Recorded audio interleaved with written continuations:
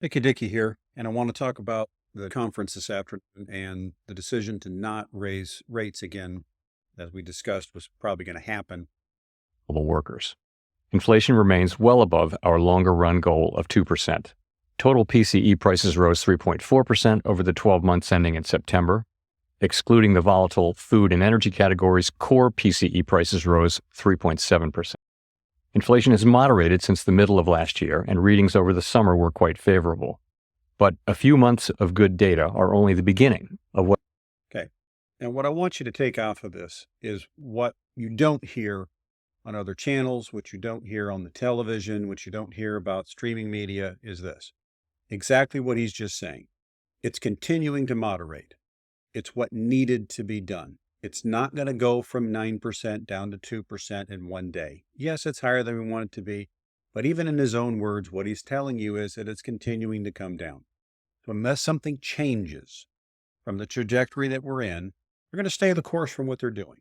Now, there's more to this, and I want to listen to what he's going to say, but that's what I want you to take out of this. This is a very positive thing. Now, again, how the market responds to this is a whole other issue. As you'll hear me continue to say, and I'll keep saying it, and don't even look at today, because today ended up being a solid day as far as the stock market. The question is, how does the market take it going forward? They're going to break this thing down. They're going to cut through his speech and pull out all sorts of weird things. I've already had some people come on here and talk negatively about it, but there's literally nothing negative about what this guy had to say. But I want to break down what he says and show you what the important parts are here going forward. What it will take to build confidence that inflation is moving down sustainably toward our goal. The process of getting inflation sustainably down to 2% has a long way to go.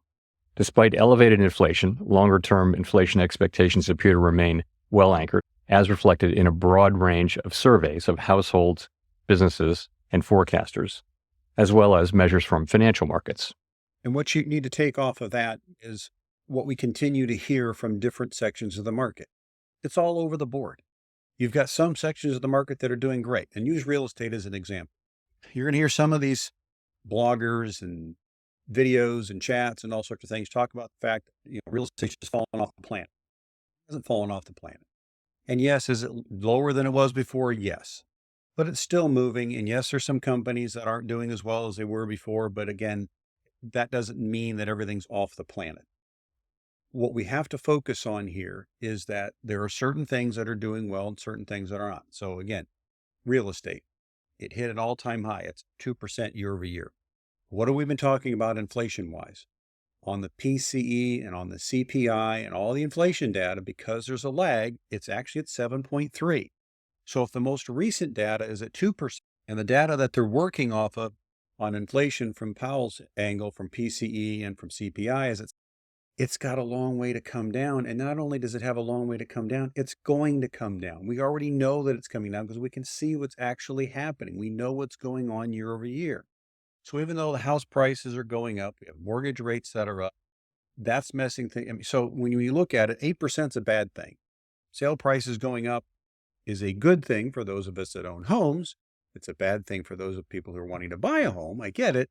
So what we're seeing here is a bunch of data that's just all over the board, some good, some bad. And that's what he's really talking about here. There's a balance that's got to go on here, and we don't know what the new normal is going to be yet. We're not there yet. And again, I hate the term higher for longer, and I'm not going to use it. The term needs to be where we're at for longer.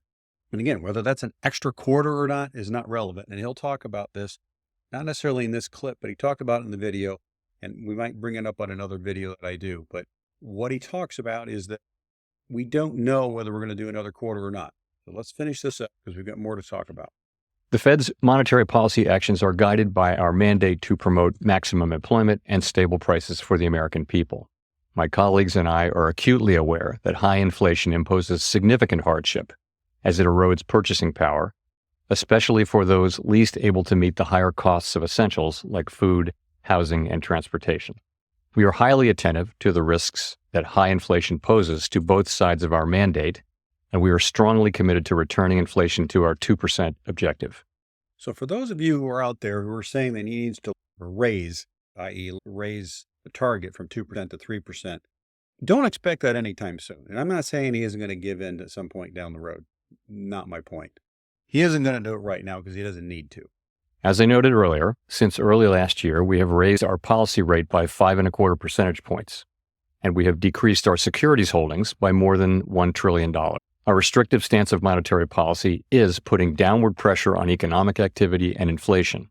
The committee decided at today's meeting to maintain the target range for the federal funds rate at 5.25 to 5.5%, and to continue the process of significantly reducing our securities holdings. What we take off of this is that he's not changing anything. They're not raising, they're not. Again, you can read into this all that you want. Just take it by its face value. If they thought something else needed to be done, they would be doing it. They're not doing it, which means they don't think anything needs to be done right now. We are committed to achieving a stance of monetary policy that is sufficiently restrictive to bring inflation sustainably down to 2% over time, and to keeping policy restrictive until we are confident that inflation is on a path to that objective. We are attentive to recent data showing the resilience of economic growth and demand for labor. Evidence of growth persistently above potential, or that tightness in the labor market is no longer easing, could put further progress on inflation at risk and could warrant further tightening of monetary policy. Okay.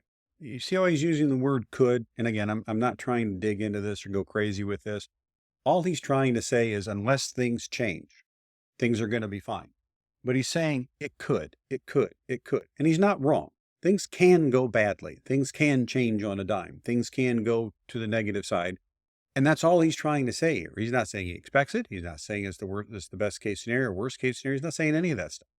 He does make a comment in here later. And again, I'm not sure if it's going to be in this particular clip, but he did say that they took recession off the table and he's not putting it back on the table, which is an interesting comment because I would have probably put it back on the table if I were him, but I would have rattled the markets if he did. Financial conditions have tightened significantly in recent months, driven by higher longer-term bond yields, among other factors.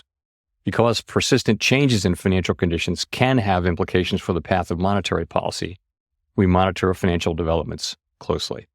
In light of the uncertainties and risks and how far we have come, the committee is proceeding carefully.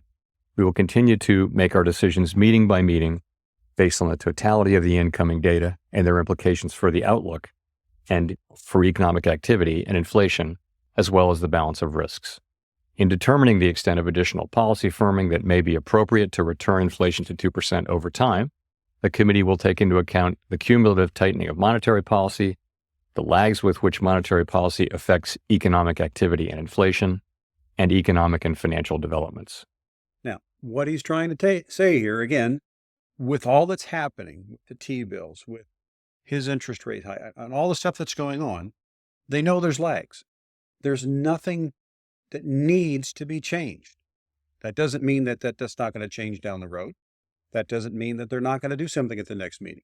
But he also makes a comment, and again, I don't think it's in this particular clip, that he was asked if they were going to make an adjustment or a change for December. And what he says is, we're not that far yet. We're not making decisions based for December yet. And his comment is that we have the November data and the December data before we even have to make that decision. So what he just said there is that they're going to go meeting by meeting, data by data, and they're going to make decisions based upon what that actual data is rather than guessing. Maybe, possibly, could be.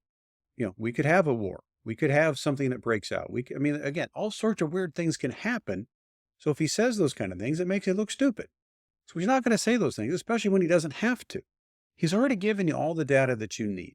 And that data, again, is not necessarily what's going to happen in the market. So I want you to take them differently. What he's told you is very clearly, things are continuing to decline as far as inflation. Everything that in his mind that he's doing is doing exactly what they want to do. It might be taking a little longer than they wanted. Okay. But it's also not destroying the economy. So if it's not destroying the economy, it's continuing to go in the right direction. What more does he need to do? Unless things take a U-turn and start going in the other direction, there's nothing he needs to change. So this was exactly what he needed to say. This is a very positive, in my opinion, meeting. This is a very positive thing going forward. He didn't put recession back on the table. He's saying they're going to go meeting by meeting. They're not going to make a decision until the end of December, which clearly, even if somebody thinks they're going to raise 0.25% between now and then, think about what's going to happen between now and then for them to raise another quarter. You're going to have 2 inflation prints on CPI, PCI, and all the other baloney that goes into that going in the wrong direction for him to think he's got to do more. You're going to have to see a complete breakdown on employment going the wrong direction, i.e., a stronger economy, which again is never a bad thing. Sorry, for him to think he's going to have to go up. Just think of all the stuff that's got to go wrong between now and the end of December for them to raise it a quarter from here. It's not going to happen unless something really odd goes wrong. And that's all he's really saying there. We're just going to stay put. And think about it. He's got it perfectly set up here. All he's got to do is sit back and do nothing. He's got 6 weeks to do nothing. And he's got a bunch of economic data that's going to come in and prove or disprove everything he's done. So he doesn't really have to do anything. He can kind of sit back and relax, watch how the markets respond to this. And I've heard a couple other bloggers come out here and make some comments and say that, it's just not going to work that way. And what he's got going on is good. No, he's got it nailed, guys. All he's got to do is sit back and relax, let the market make its decisions. And it doesn't matter what the stock market does. He doesn't care what the stock market does.